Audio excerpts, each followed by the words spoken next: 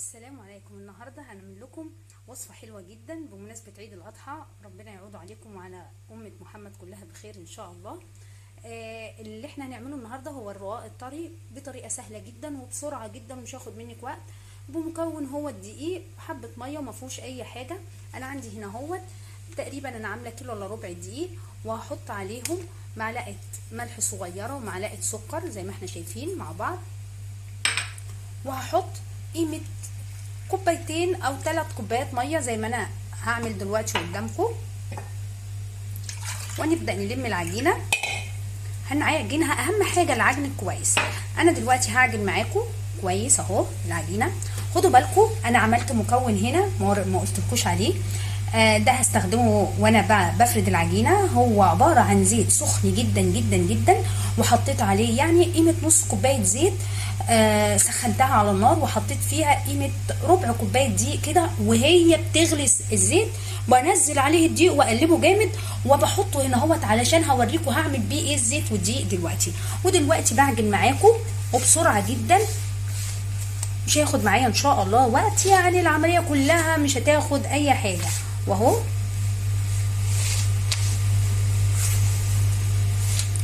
ادني يعني اعجن فيه لحد ايه يعني قيمه 10 دقايق كده، واسيبه يهدى، يعني اسيبه يرتاح، لان العجينه لازم تستريح معايا. لما بتستريح بتبقى حلوه قوي، وبعد كده هرجع اعجن فيها تاني. انا هبدا دلوقتي هكون العجينه وبعد كده هسيبها. احط شويه ميه كمان، محتاجه ميه شويه،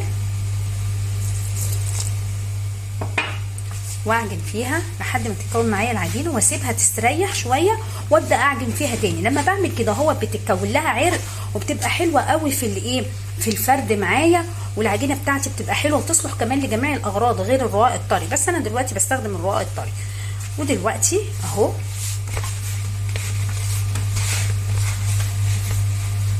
معاكم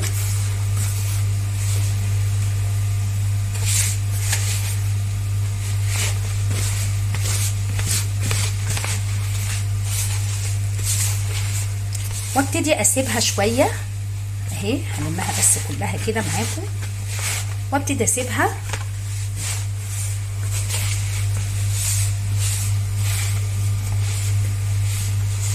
استلم الدقيق ده كله عشان ما يبقاش فيه معايا حاجه.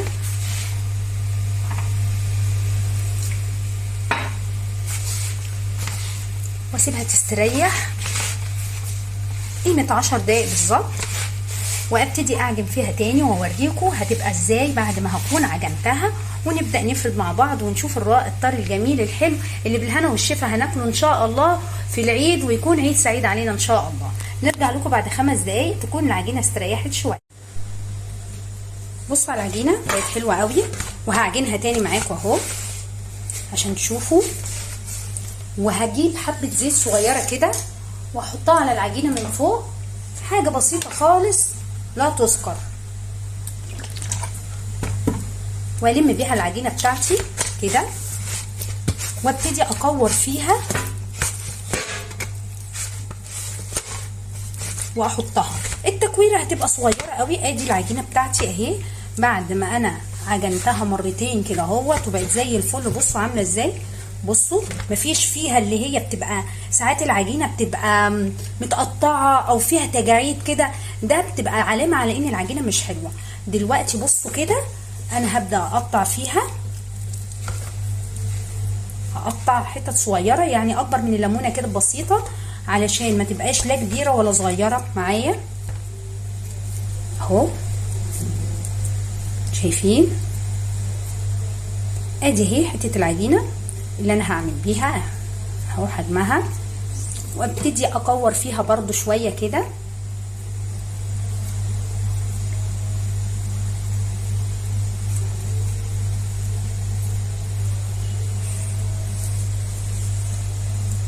شايفين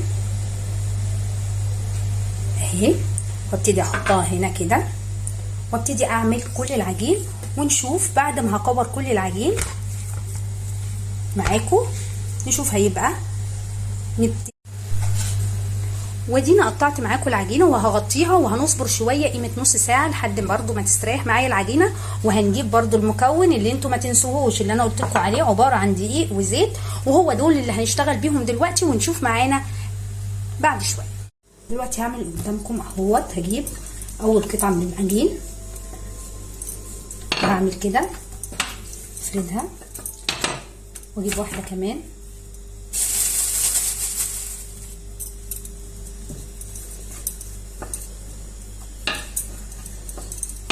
وجبت 3 اهم. بصوا معايا اللي هعمله دلوقتي.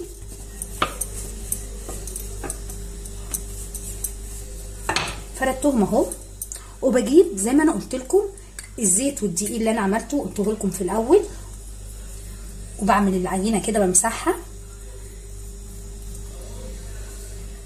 انا بعمل ليه الزيت والعجين الزيت والدقيق علشان ما يعملش ريحه. لو انا حطيت زيت لوحده او حطيت الدقيق لوحده هيبقى ناشف، لكن الزيت بيطريه اهو.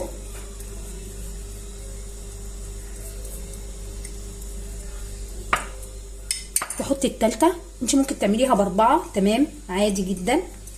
وافرد كده زي ما احنا شايفين مع بعض.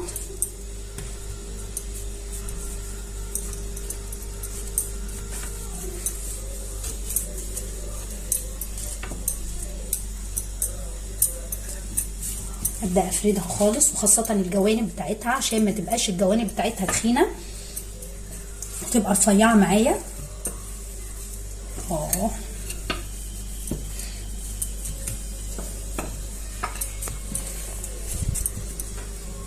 فردتها اهو. بص السمك اللي انا عاوزاه. طبعا انت هتخافي ان هو يلزق، لا هي مش هتلزق، لان الخلطه اللي انا عملتها ديت هتمنع ان هي تلزق معاكي. وهبتدي اجيب صينيه واحطها على النار وهشيلها كده.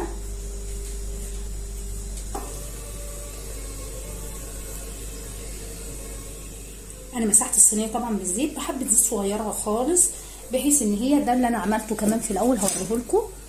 ده اللي عملته في الاول وهعمل تاني هوريكم.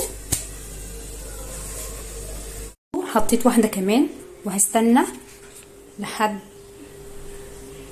يا دوب تعمل بس. هوريكم دلوقتي هفككها ازاي.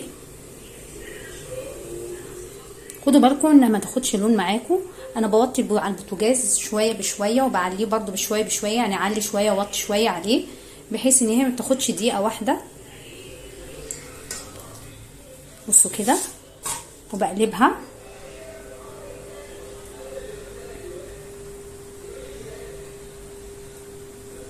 زي ما احنا شايفين مع بعض. بصوا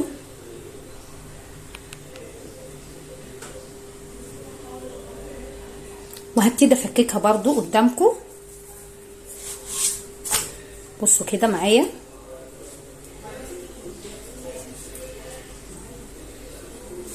هي سخنه بس شويه.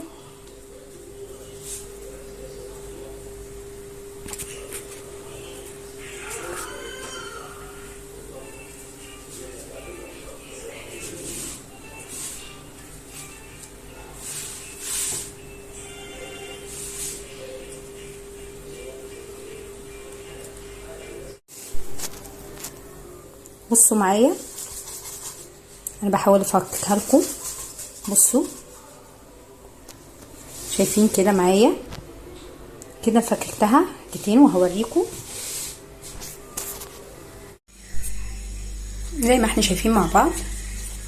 بصوا طلعت معايا بصوا ما شاء الله. بصوا كده ممكن نطبقها ونحطها في الفريزر. ادي واحده طلعوا معايا حوالي 25 واحده زي الفل. بصوا كده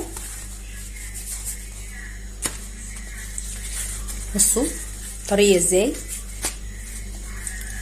بصوا كده بصوا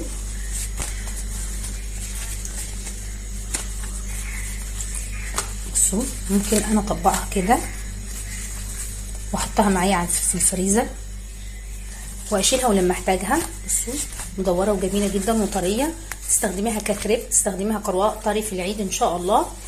بالهنا والشفا.